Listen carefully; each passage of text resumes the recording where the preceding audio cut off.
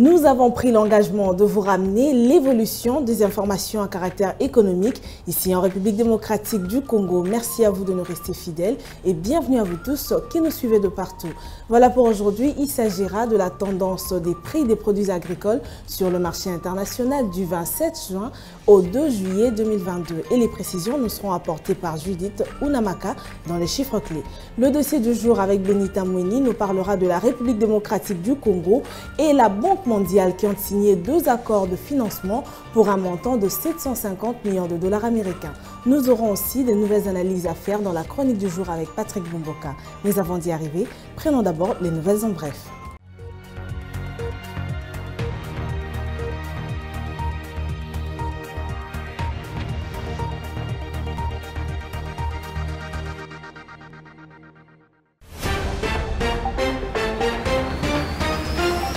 Commençons ces nouvelles en bref avec cette information. Le ministre congolais de Finances, Nicolas Kazadi, et les représentants du bureau de la Banque mondiale RDC ont procédé le mardi 28 juin 2022 à la signature des 10 accords de financement évalués à un montant global de 750 millions de dollars américains. Le premier accord concerne un appui budgétaire sur les réformes fondamentales de la gouvernance économique. Il s'agit en effet d'un don de 250 millions de dollars américains. Autre information, le ministre congolais de l'Industrie, Julien Paluku Kayonga, et les présidents honoraires du Parlement fédéral de la Belgique, actuel ministre d'État, André Flau, ont échangé le lundi 27 juin 2022 à Kinshasa sur la volonté du Royaume de Belgique à travers ses entreprises d'accompagner la RDC dans l'installation d'une usine précurseur de batteries électriques dans la province du Haut-Katanga. Cette volonté est en effet manifestée dans le cadre de la mise en place de zones économiques spéciales ZES en sigle. Plus de détails sur Zoom.net. Poursuivons cette fois-ci avec la tendance générale de produits miniers exportés de la République démocratique du Congo sur le marché international et baissière au cours de la période allant du 27 juin au 2 juillet 2022. C'est ce qui renseigne la note hebdomadaire de la Commission nationale de Mercurial, une structure rattachée au ministère du Commerce extérieur. D'après les données fournies par cette structure, l'État devrait enregistrer une baisse de prix au cours de cette semaine pour se vendre à 33 150 $ la tonne contre 36 223,75 $ la tonne la semaine dernière, soit un écart négatif de prix de l'ordre de 3 073,75 $. Et pour finir, le prix de la tonne de cuivre devrait enregistrer un écart de prix négatif très significatif sur le marché international de métaux pour la période allant du 27 juin au 2 juillet 2022, renseigne les projections des experts de la Commission nationale de Mercurial du ministère du Commerce extérieur. D'après ces experts du ministère du Commerce extérieur, au cours de cette semaine, la tonne de cuivre devrait se vendre à 8 960,20 $ la tonne contre 9 394,90 $ la tonne la semaine passée, soit un écart négatif de prix de l'ordre de 434,7 $ américains. L'essentiel de l'actualité économique en RDC vous a été donné et à présent on va recevoir la première rubrique. Il s'agit de Judith Unamaka qui nous parle aujourd'hui de la tendance des produits agricoles sur le marché international de la période allant du 27 juin au 2 juillet 2022. Restez branchés, c'est juste après ceci.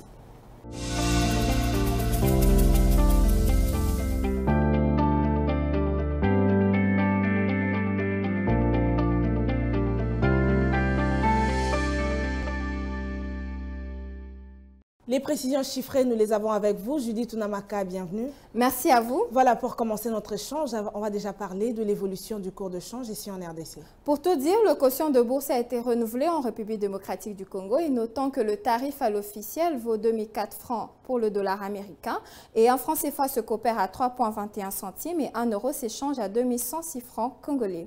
Parlons maintenant du tarif sur le parallèle, puisqu'il s'agit de choisir un endroit ou un espace dans la ville-province de Kinshasa. Il est question aujourd'hui de Batetela et dans cette partie de la ville, 1 dollar revient à 2015 francs congolais, un franc CFA équivaut à 3,32 centimes et 1 euro s'altère à 2170 francs congolais. Voilà, revenons rapidement sur notre sujet principal, Unamaka. Dites-nous ou donnez-nous des précisions sur la tendance des produits agricoles sur le marché international du 27 juin au 2 juillet de l'année en cours. Les prix des produits agricoles et menus forestiers exportés de la République démocratique du Congo au cours de la période allant du 27 juin au 2 juillet 2022 enregistrent une tendance baissière et selon ce qui a été repris de communication communiqué hebdomadaire de la Commission nationale de mercurial du ministère de Commerce extérieur, le café Robusta qui dévoile un cours baissier cette semaine devrait se marchander à 2,04 $ le kilogramme comparé à la semaine passée où il se troquait à 2,07 $ le kilogramme. Il ressort donc un écart de prix négatif de 0,03 $.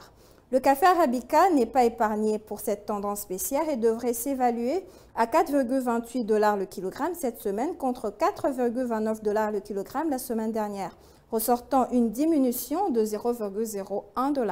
Alors j'aimerais qu'on parle aussi d'un produit que vous n'avez pas évoqué, il s'agit du cacao. Que dire du cacao pendant cette même période? D'après cette commission nationale du ministère de Commerce extérieur, le cacao devrait connaître un embelli au cours de cette période en se négociant à 1,25 $ le kilogramme, différemment de 1,2 $ le kilogramme la semaine précédente. Évoquons aussi que le caoutchouc devrait connaître un embelli également en se négociant à 0,85 $ le kilogramme comparativement à la semaine précédente où elle se négociait à 0,82 $. Il ressort donc un écart positif de prix de 0,03 $. Voilà, on va finir avec vous en parlant des menus forestiers enregistrant une tendance stable. S'agissant des menus forestiers enregistrant une stabilité au cours de cette période, il s'agit donc de la papaïne qui va se négocier à 7,7 € le kilogramme, les écorces de quinquina à 1,94 € le kilogramme, la poudre de totakina à 57 € le kilogramme, le sel de quinine à 96,90 € le kilogramme et pour finir le raolfia qui va se troquer à 1,62 € le kilogramme. Merci à vous Namaka pour toutes ces précisions. Je rappelle qu'avec vous, nous avons eu des précisions sur la tendance des produits agricoles du 27 juin au 2 juillet 2022. Merci encore pour votre disponibilité. Merci à vous, c'était un plaisir.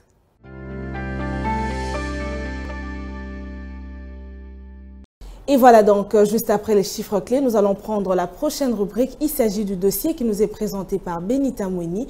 Et aujourd'hui, elle nous apporte des précisions sur la République démocratique du Congo et la Banque mondiale qui ont signé 2 accords de financement pour un montant de 750 millions de dollars américains. Regardez.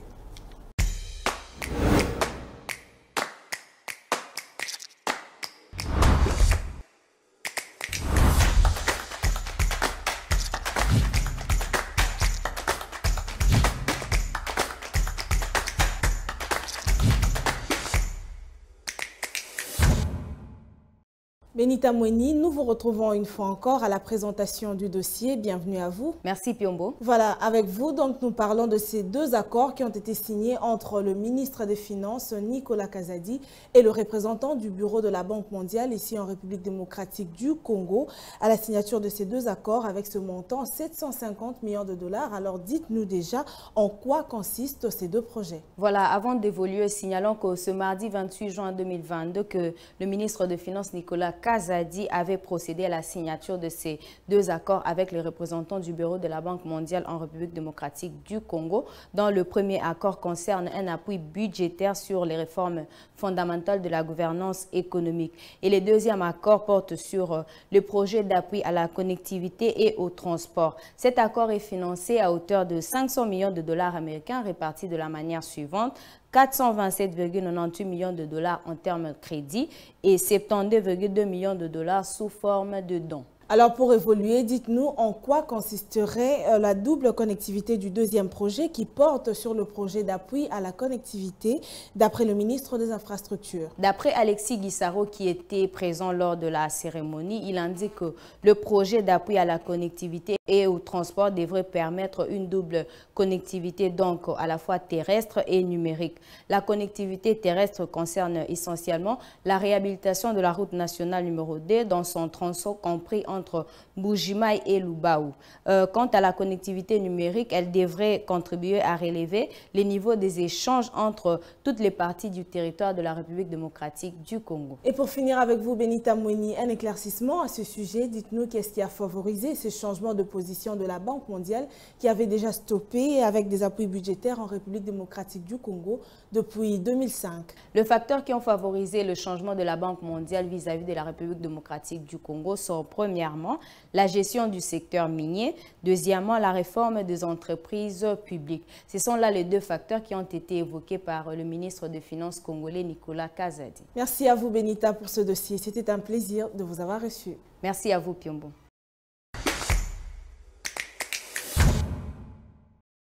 Nous poursuivons avec cette même filière. Comme vous le savez, nous parlons de l'économie en RDC et à présent, on va prendre une autre thématique qui sera analysée par notre éditorialiste de tous les jours, Patrick Bomboka. C'est tout de suite.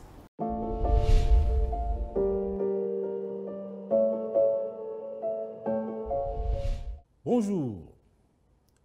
La République démocratique du Congo est désormais considérée comme un pays propice aux affaires, selon l'agence de notation Bloomfield Investment Corporation. Dans son dernier rapport, Bloomfield relève une amélioration de la notation souveraine de la République démocratique du Congo, cette notation étant donc établie en monnaie locale à BBB, ce qui signifie une note d'investissement à risque modéré avec une perspective stable à long terme. Au même moment, l'agence Bloomfield attribue à la République démocratique du Congo la note A2, ce qui veut dire une note d'investissement avec une perspective stable à court terme. Grâce à ces résultats, la République démocratique du Congo améliore sa position par rapport à la notation souveraine publiée en janvier 2022 par une autre agence de notation, à savoir Standard & Poor's Global Rating, qui faisait passer la note souveraine de la RDC de CC+/C, qui veut dire risque substantiel, mauvaise condition économique, à B-/B, qui signifie très spéculatif, risqué, avec des perspectives stables. Quant aux principaux facteurs de fragilité de la qualité des crédits, les rapports Bloomfield évoquent entre autres une stabilité de l'économie relative à la pression de la dollarisation ou encore un risque de change important sur la dette extérieure. Pour les analystes, le système de notation permet d'évaluer la solidité de l'économie d'un pays, mais aussi sa capacité à emprunter et à rembourser. Ils estiment en effet que le système financier de la République démocratique du Congo commence à devenir complet avec ce type d'indicateurs. Merci de nous avoir suivis.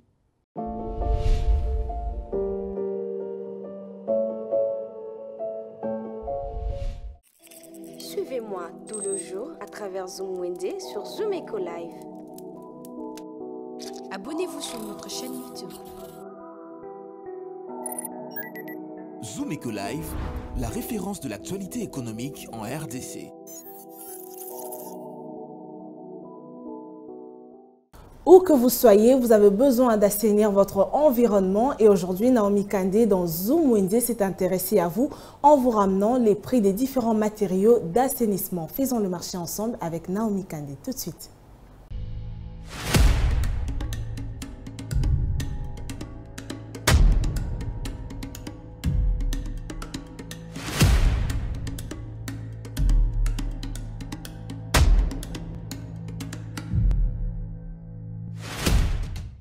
Bienvenue à tous. Ce numéro de Zoom Wednesday est consacré à l'environnement et à ces personnes physiques ou morales qui luttent contre l'insalubrité à Kinshasa, en vous présentant le prix des différents équipements nécessaires à l'assainissement de la voirie publique. Découvrons le prix tout de suite.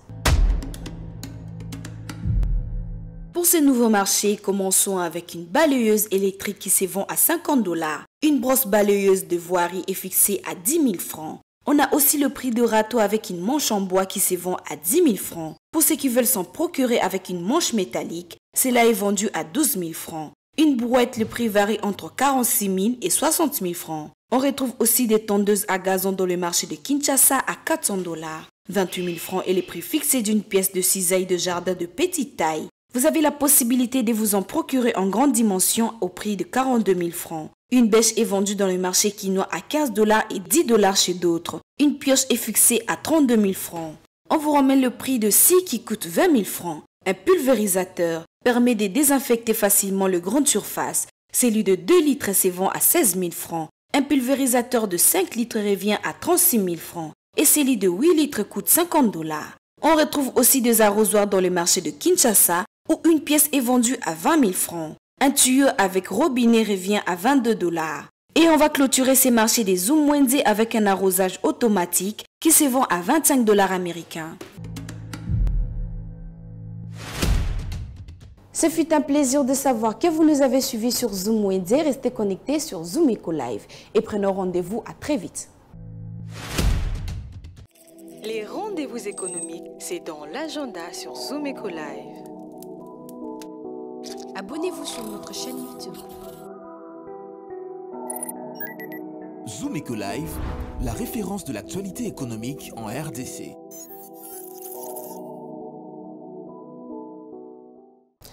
Et à présent, passons à la prochaine rubrique, l'agenda, où nous notons les différents rendez-vous économiques qui ont lieu en RDC. Et les précisions nous sont apportées par Adassa Grasse. Suivez.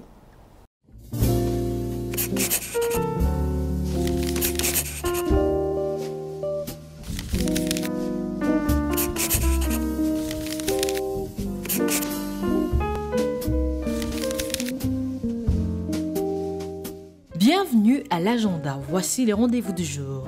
Pour un Congo meilleur organise une conférence des 70 ans d'indépendance ce jeudi 30 juin 2022 de 9h à 12h à Kinshasa Limité et aura pour thème la participation des jeunes Congolais à la construction d'un État fort. Un rappel, il s'agit de la foire de la culture qui avait débuté le 20 juin dernier et qui va se clôturer ce jeudi 30 juin 2022 au terrain de l'INIPES en face du Musée national de Kinshasa.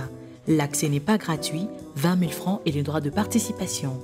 Et pour finir, la 9e Festival international de cinéma de Kinshasa débutera le 10 juillet prochain à l'Académie de Beaux-Arts pour se clôturer le 10 juillet 2022, sans oublier que le droit de participation est fixé à 2 500 francs congolais. Merci de nous avoir suivis. Au revoir. Cette édition tend vers sa fin, mais avant de conclure, on va prendre la dernière rubrique. Il s'agit d'article 15 qui met en avant la débrouillardise en République démocratique du Congo. Regardez.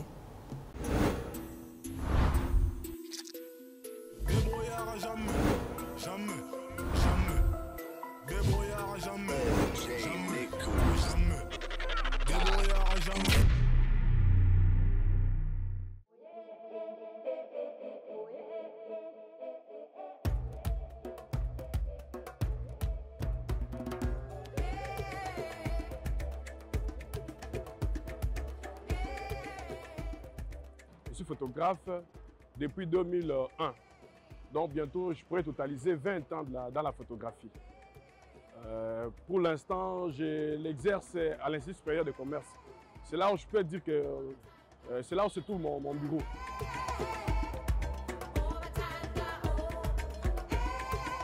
Ouais, je suis marié, père des enfants. C'est une activité, c'est une profession que j'aime bien. La photographie, certains ont tendance à minimiser certaines activités par rapport à la façon dont les communs des mortels les considèrent. Je pourrais dire que la photographie en soi, c'est un art. Cet art consiste à la prise des images. Donc, je me suis introduit dans cette activité d'une façon un peu professionnelle parce qu'en dehors de moi-même, j'ai toute une équipe derrière moi. C'est toute une équipe d'au moins 10 personnes. Avec l'avènement de ce que nous appelons shooting, j'ai essayé un peu de perfectionner mon travail avec un matériel qu'il faut.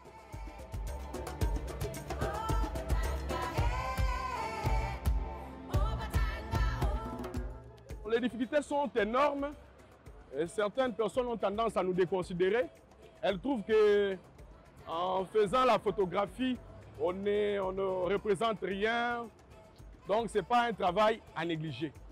La Bible déclare que c'est par ton sueur que tu pourras te nourrir. Tout travail produit de l'abondance. Donc, il y a plein de difficultés, mais malgré ça, nous tenons parce que nous l'aimons beaucoup. Je suis passionné de la photographie.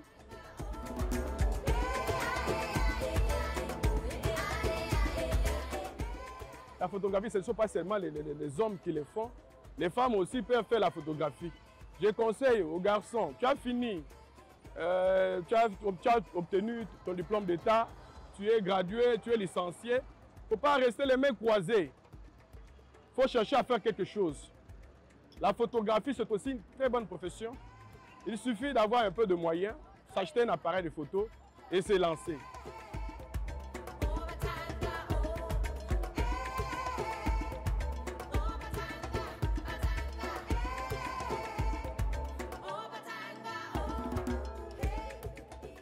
nous venons de fermer la page de la coalition FCC Cash.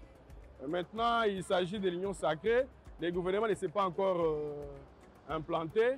Nous demandons à ceux qu'on considère les artistes, les photographes, au lieu que nous évoluions toujours dans l'informel, qu'on puisse créer un cadre où les photographes doivent se retrouver, échanger, pouvoir projeter des choses pouvant permettre aussi à ce que la profession aille de l'avant.